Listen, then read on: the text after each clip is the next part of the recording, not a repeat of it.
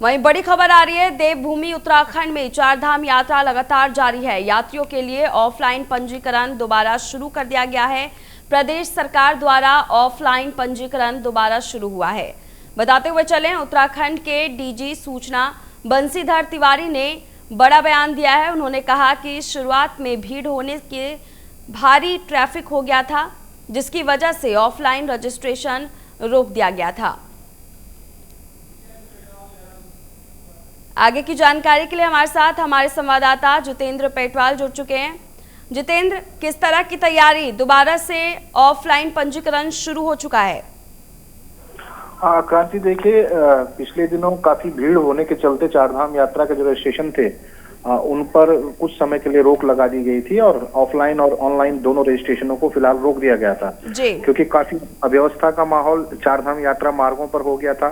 मंदिर परिसर में भी भारी भीड़ जमा हो गई थी, जिस कारण काफी दिक्कतों का सामना श्रद्धालुओं को भी करना पड़ रहा था और शासन प्रशासन को भी उस व्यवस्था को सुचारू करने में काफी कठिनाई महसूस हो रही थी। तो ऐसे में सीमित संख्या में श्रद्धालु यात्रा मार्गों पर रहे, सीमित संख्या में श्रद्धालु जो मंदिर परिसर है वहां पर रहे, उसकी एक व्यवस्था बनाने के लिए इस पर फिलहाल रोक लगाई गई थी। थोड़ा सा व्यवस्था सुधरी है और अभी एक बार फिर जो ऑफलाइन रजिस्ट्रेशन है उनको आज से शुरू कर दिया गया है, क्योंकि कई लोग ऐसे थे जो अन्य प्रदेशों से उत्तराखंड आ चुके थे और अचानक से रजिस्ट्रेशन बंद हो जाने के कारण उनको भी काफी दिक्कतों का सामना करना पड़ रहा था।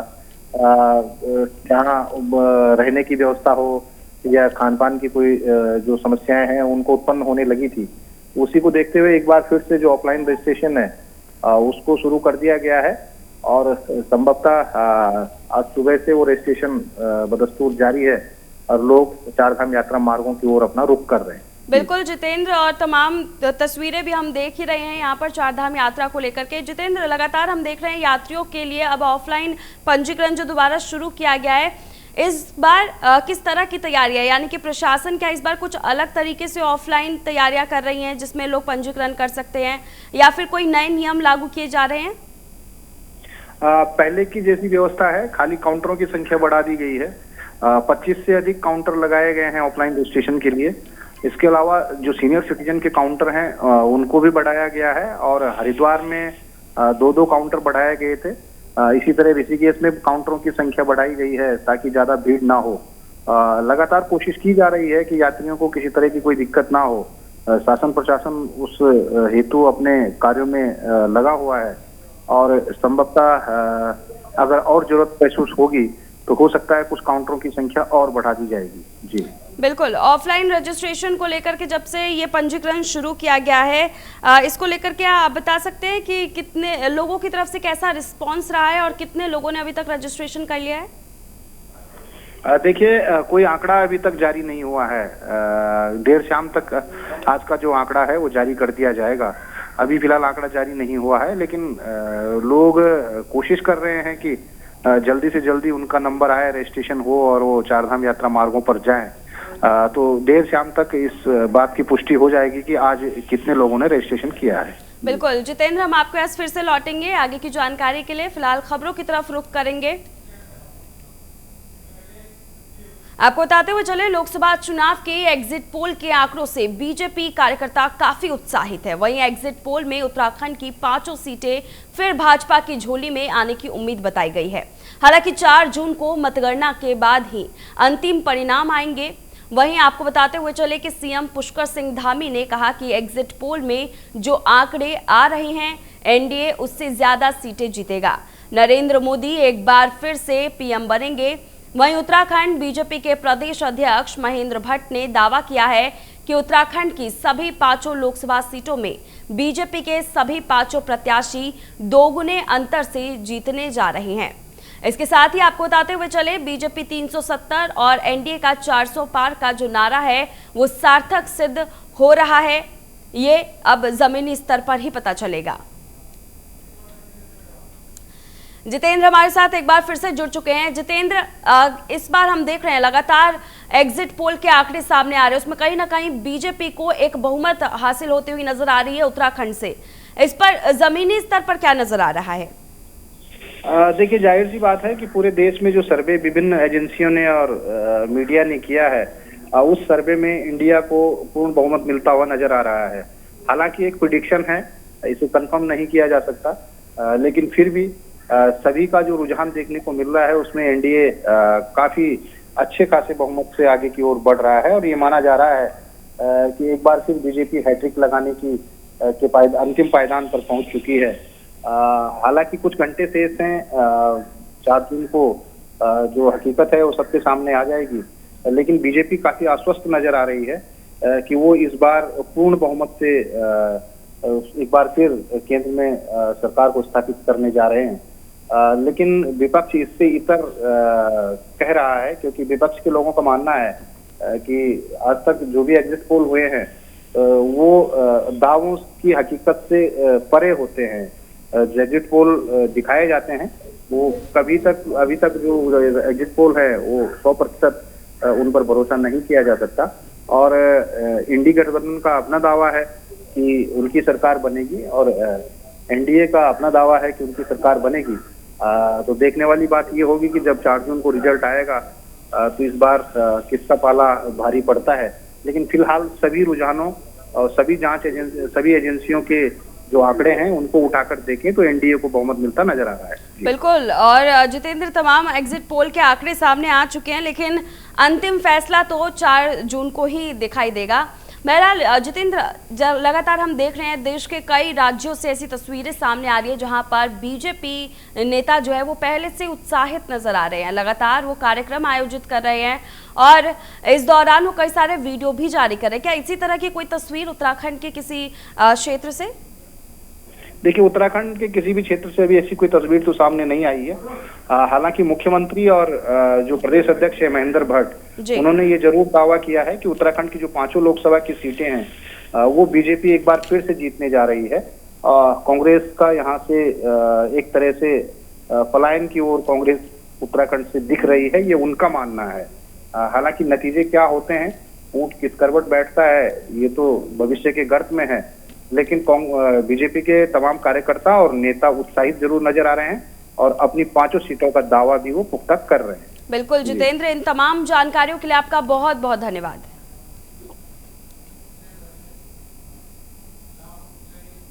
इस बढ़ती और तपती गर्मी से प्रदेशवासियों को अब राहत मिलने वाली है। मौसम विज्ञान केंद्र को ताजा अपडेट के अनुसार आज से प्रदेश में बारिश और थंडर स्टॉर्म एक्टिविटी से बढ़ती गर्मी और हीट वेव से लोगों को राहत मिलने वाली है। वहीं मौसम विज्ञान केंद्र के निदेशक विक्रम सिंह ने बताया कि आने वाले 1-2 दिनों तक रेन और थंडर स्टॉर्म की एक्टिविटी प्रदेश में हो सकती है। इसके पर्वतीय और मैदानी इलाकों में होने वाली है। करीब 4 से 5 जून तक ऐसी स्थिति बनी रह सकती है। आपको बताते हुए चले कि जिससे कि तापमान में कमी आएगी और हीट वेव की कंडीशन रहेगी।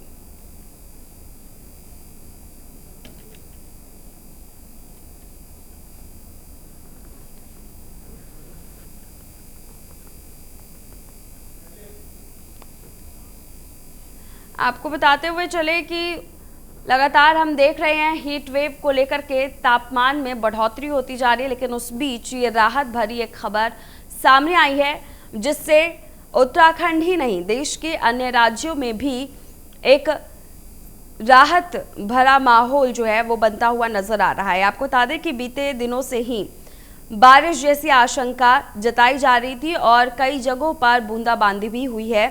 अब इस बीच उत्तराखंड से ये बड़ी खबर हम आपको बता रहे हैं जहां पर हीट वेव के तापमान में अब कमी होगी। तपती गर्मी से प्रदेशवासियों को राहत मिलेगी। आपको बताते हुए चलें कि इस राहत के दौरान बारिश और थंडर स्टॉर्म की संभावना भी जताई जा रही है।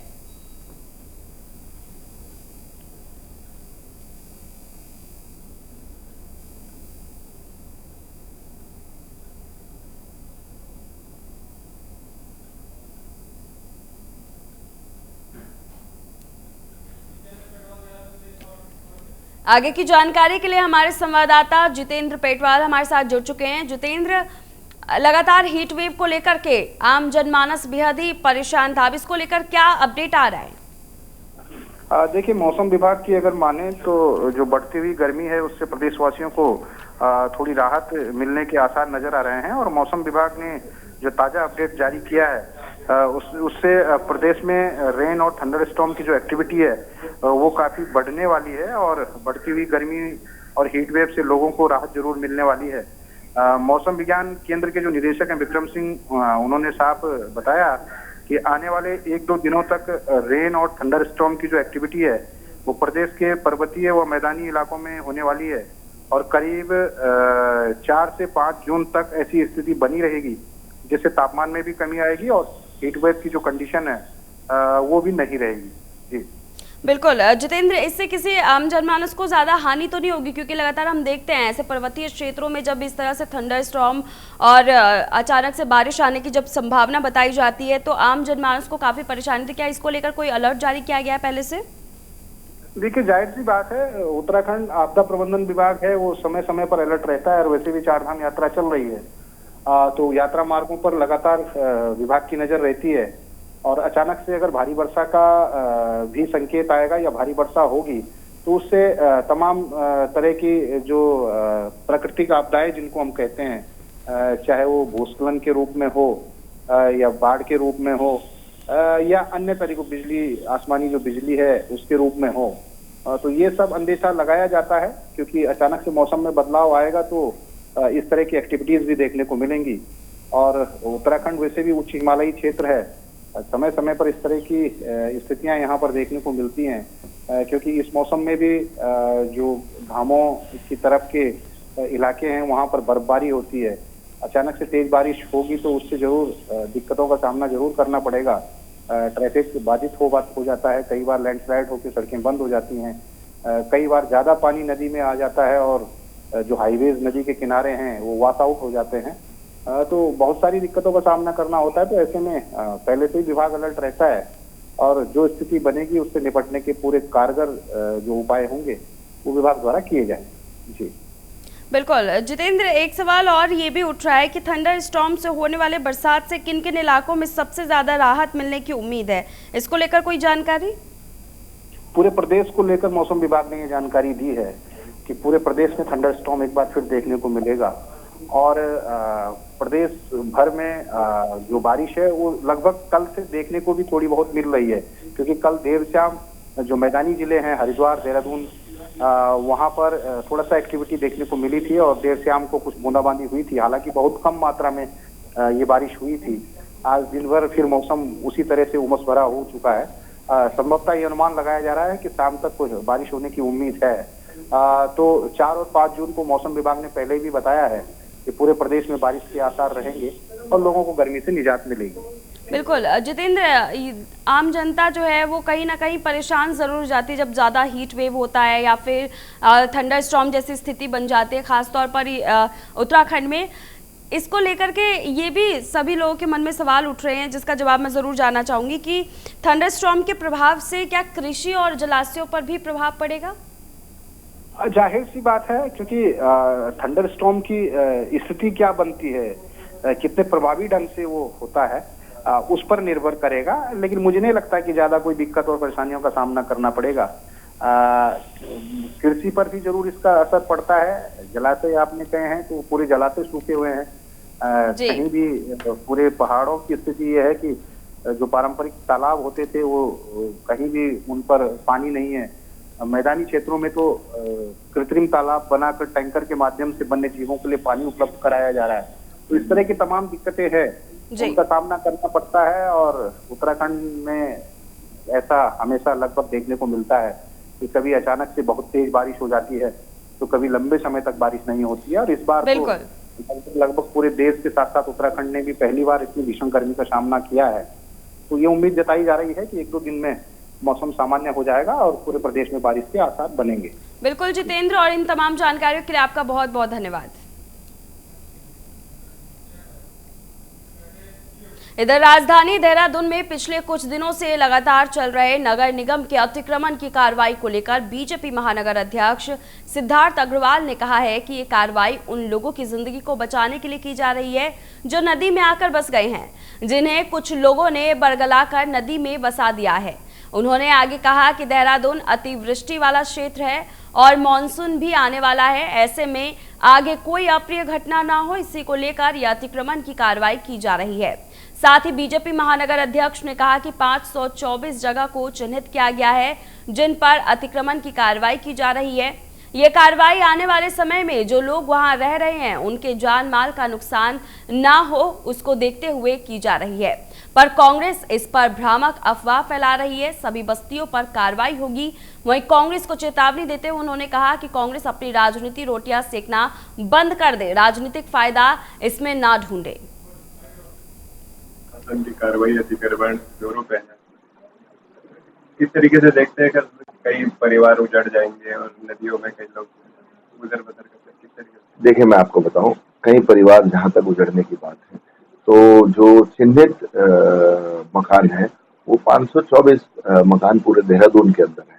कहीं ना कहीं एक भ्रामक प्रचार, मैं फिर कहूंगा, कांग्रेस पार्टी के द्वारा फैलाया जा रहा है कि देहरादून की सारी बस्तियां अतिक्रमण की जद में है। ऐसा बिल्कुल भी नहीं है। 2016 के बाद जो लोग नदी में बस गए हैं, कहीं ना कहीं उनके जीवन को बचाने का काम प्रशासन के द्वारा किया जा रहा है, क्योंकि आने वाले समय में हम देखते ही हैं देहरादून में हर साल अतिवृष्टि होती है और उस समय बाढ़ जैसी परिस्थिति इन लोगों के लिए ही बनती है। मैं इसमें सभी से ये कहना चाहूंगा कि यदि हम गलत जगह पर बैठे हैं, यदि हम गलत स्थान पर बैठे हैं, यदि हमें किसी ने बरगलाकर उस जगह पर बिठाया है तो हम लीगल तो नहीं हो सकते।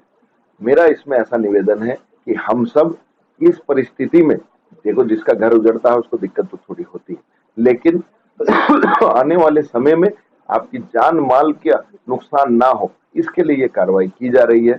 मेरा ऐसा निवेदन है कि कांग्रेस के लोग इस पर अपना जो भ्रामक प्रचार हमारे देहरादून की बस्तियों में फैलाकर अपनी रोटी सेकना चाह रहे हैं, वो इस काम को बंद करें। और देहरादून के सभी बस्तियों में रहने वाले लोगों से मैं कहना चाहता हूं कि रिस्पना नदी पर 524 जो मकान अतिक्रमण की जद में आए, उनके अलावा किसी पर भी कार्रवाई नहीं हो रही है, केवल उन्हीं मकानों पर कार्रवाई हो रही है।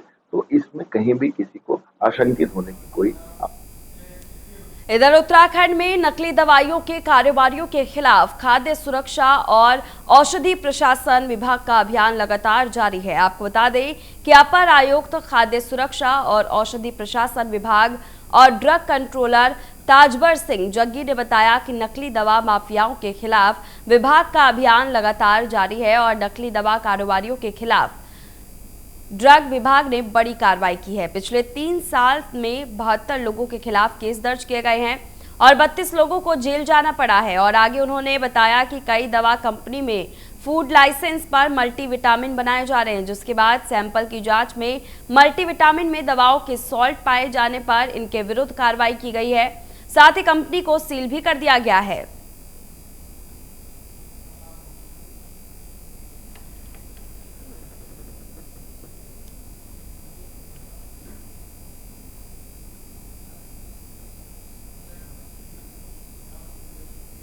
इधर खबर देहरादून से है, जहां तंबाकू से नाता तोड़ो, स्वास्थ्य जीवन से नाता जोड़ो पर छात्रों को जागरूक किया गया। आपको बता दें कि विश्व तंबाकू निषेध दिवस के अवसर से पूर्व राष्ट्रीय स्वास्थ्य मिशन उत्तराखंड में तंबाकू और रोकथाम और उसके दुष्प्रभावों पर जागरूकता कार्यक्रम का आयोजन किया गया, जहां छात्र छात्राओं को तंबाकू से होने वाले हानिकारक प्रभावों के बारे में जागरूक करते हुए स्वाति एस भदौरिया, मिशन निदेशक NHM ने छात्रों से कहा कि हम सभी अपने आसपास के लोगों को तंबाकू के हानिकारक प्रभावों के बारे में जागरूक करें और उन्हें इस खतरनाक आदत से मुक्ति प्राप्त करने के लिए प्रेरित करें और बताएं कि तंबाकू स्वास्थ्य के लिए कितना हानिकारक है। साथ ही तंबाकू का सेवन कई जानलेवा बीमारियों का कारण भी बनता है।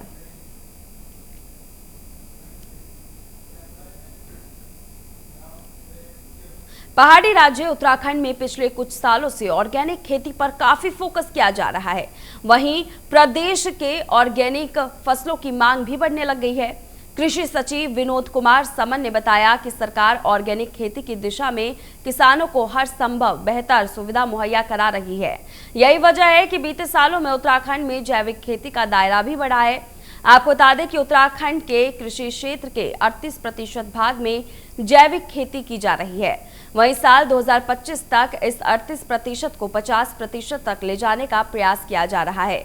कृषि सचिव ने कहा है कि जैविक खेती वक्त की जरूरत है। किसानों की आमदनी को बढ़ाने में जैविक खेती अहम भूमिका अदा कर सकती है।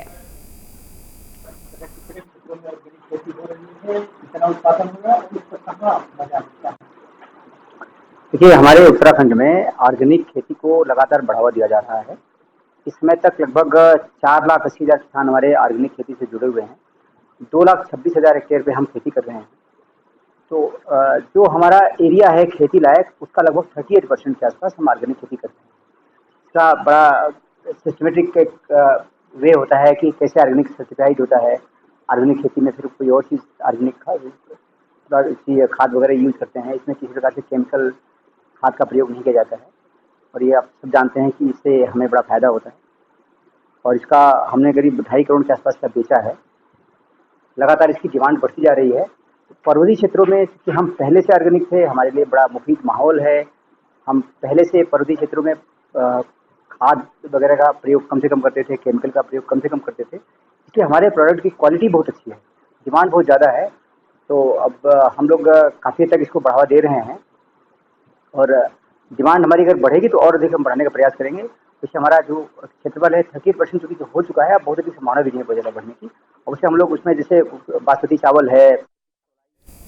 भीषण गर्मी के चलते अब व्यापार मंडल के कार्यकर्ताओं ने रुड़की हरिद्वार राजमार्ग पर छबील लगाकर राहगीरों को मीठा शरबत वितरित किया। इस दौरान उन्होंने सड़क के किनारे पेड़ भी लगाए और लोगों से भी पेड़ लगाने की अपील की। व्यापार मंडल की जिला महामंत्री रश्मि चौधरी ने बताया कि गर्मी के चलते मीठा शरबत बांटकर लोगों की प्यास बुझाने की कोशिश की जा रही। साथ ही उन्होंने वृक्षारोपण भी किया जिससे लोगों को राहत मिल सके।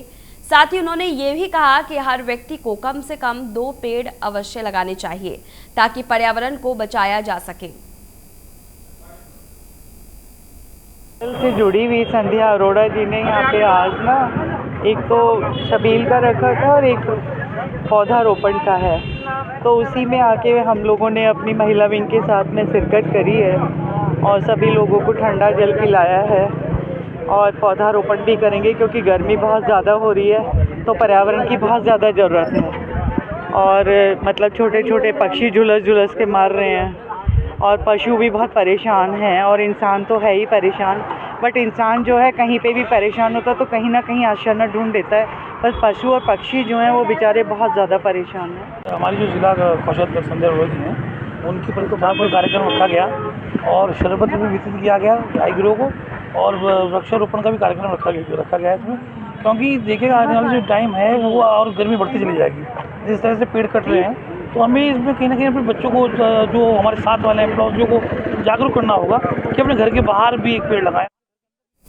महिला और बाल विकास विभाग के जिला कार्यक्रम अधिकारी मुकुल चौधरी को आज आंगनबाड़ी कार्यकर्ताओं की सेविका मिनी कर्मचारी संगठन की जिला अध्यक्ष मनप्रीत कौर के नेतृत्व में एक ज्ञापन सौंपा और 1 जून से 15 जून तक छुट्टियों की मांग की। इस मौके पर जिला अध्यक्ष मनप्रीत कौर ने बताया कि वर्तमान में 44 डिग्री से अधिक तापमान चल रहा है।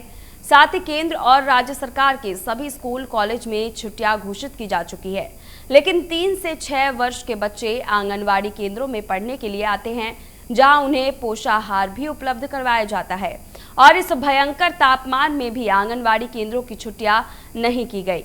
इसीलिए हमने मांग की है और एक ज्ञापन मुकुल चौधरी जिला कार्यक्रम अधिकारी महिला और बाल विकास को सौंपा है और 15 दिन की छुट्टी की मांग की है। इस मौके पर जिला कार्यक्रम अधिकारी ने शासन को अवगत कराने का आश्वासन दिया है और उम्मीद जताई है कि जल्द छुट्टियां आंगनवाड़ी केंद्रों में भी की जाएगी। उत्तराखंड टूरिज्म डेवलपमेंट बोर्ड ने भारत की अग्रणी astro tourism company star caps के साथ मिलकर नक्षत्र सभा का शुभारंभ किया। ये देश का पहला वार्षिक कैंपेन है जिसकी शुरुआत मसूरी जॉर्ज एवरेस्ट में हुई, जिसका एस्ट्रो टूरिज्म को बढ़ावा देने के उद्देश्य से किया गया। नक्षत्र सभा एस्ट्रो टूरिज्म का संपूर्ण अनुभव दिला रही है, जिससे स्टार गेजिंग के अलावा स्पेशल सोलर ऑब्जर्वेशन और इसके साथ तमाम प्रतियोगिताएं, खुले आसमान पर सितारों के तले कैंपिंग जैसी रोचक चीजें जो हैं वो की गई हैं।